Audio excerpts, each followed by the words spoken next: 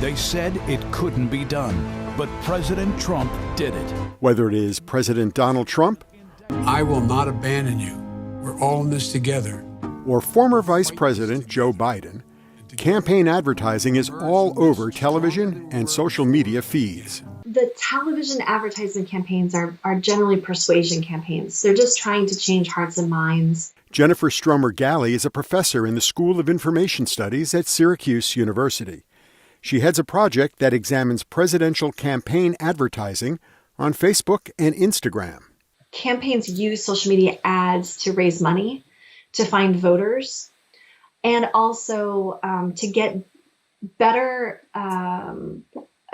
picture of who their supporters likely are and what their supporters get excited to hear. Stromer-Galley says the campaigns produce many different social media advertisements to see what sticks with voters.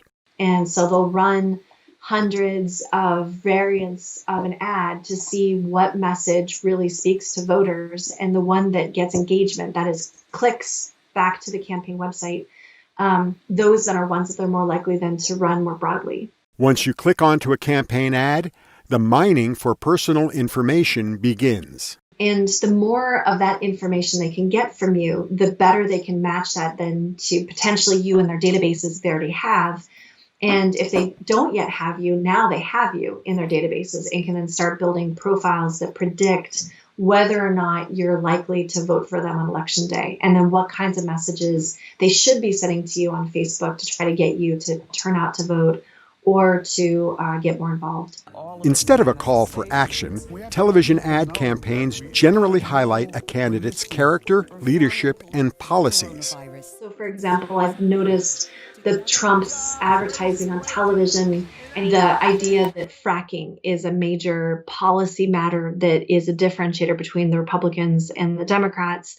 And they think that issue is resonating. So that's something they're going to advertise and hope that persuades some people to go, oh, yeah, that's an issue that I care a lot about. Stromer-Galley says President Trump's ad campaign differs from Biden's. In his advertisements, he's more likely to talk about issues than Joe Biden is. Biden has kind of been running as the anti-Trump.